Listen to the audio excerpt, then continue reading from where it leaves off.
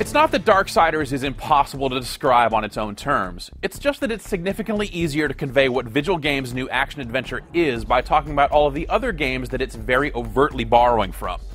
While you'll certainly see elements of games like Portal and Panzer Dragoon in there, and the combat system feels very post-God of War, the most direct comparison is The Legend of Zelda. Darksiders creates a fresh, apocalyptic world where angels and demons are engaged in open conflict all over what used to be modern-day Earth, and then it sends you on an adventure that is structured very much like a game in Nintendo's popular action-adventure franchise. Initially, some folks might want to write Darksiders off as some kind of shameless clone, but it goes deeper than you'd expect. It's a lot of fun on its own merits, though it's also really interesting to see how it puts a spin on the different things it takes from other games. In Darksiders, you play as War, one of the 4 horsemen of the apocalypse. Now, the horsemen are only supposed to be called into action to maintain the balance between heaven and hell. The game states that the apocalypse, the final battle to see who gets to control it all, will only take place once the kingdom of man, that's us, is strong enough to engage in battle. But somehow the balance is broken and the forces of heaven and hell clash on Earth a little too early. This, as you might expect, results in the extinction of mankind. It also results in War being called into action, but for some reason the other 3 horsemen aren't, and a lot of the blame for the battle gets laid at War's feet.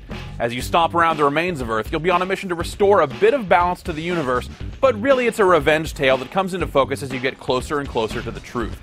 The story ends up being a slow burn that I thought really picked up near the end, once you really start seeing what happened to cause all this mess. It'll probably take most players somewhere between 15 and 20 hours to see the end of Darksiders, and the ending, I thought, was quite good.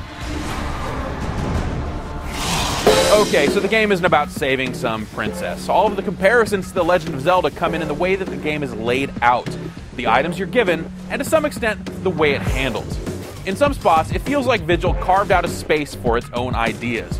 In others, it feels like the developers sat down and said, what would be the edgy and dark version of this Zelda thing? Take your life meter, for example. Instead of heart containers, you're finding skulls! You'll find pieces of a skull that when you get 4 of them fused together to add another skull to your life meter. The game quickly sets you up on a path to go from overworld areas to spots that more closely resemble the temples from the Zelda series. Here, the game switches from its combo-heavy combat to more puzzle-oriented gameplay. The puzzles usually tie into the items you collect, and one of the first items you acquire is essentially the boomerang from The Legend of Zelda. You can use it to stun enemies, but you can also use it to strike specific targets in a specific order. So if you want to light a faraway torch, you can target an existing fire source, then the torch you want to light. Also, there are bomb plants, some of which need to be lit in this way. Yep, bomb plants. The temples also have you pushing blocks and manipulating the world in different ways to proceed. All of this builds up to a boss fight that, again, feels like something Link would do. The bosses adhere to the rule of 3, and you'll almost always use the item you acquired in that area to take on the boss.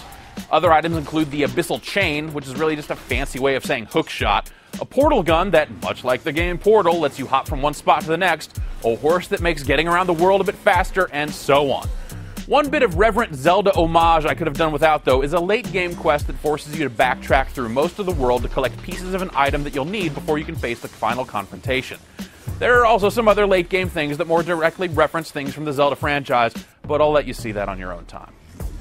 Darksiders has a great thick look to it. War himself looks super tough, something you'd probably expect from one of the 4 horsemen.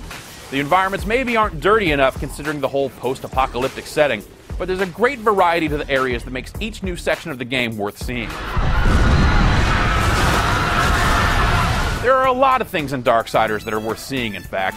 While it's a bit bumpy in spots and the 360 version of the game suffers from some significant screen tearing issues, there are plenty of high-quality moments in the game. Is it derivative? Absolutely. It's totally shameless. But you know what? It's also done so well that this isn't really a bad thing.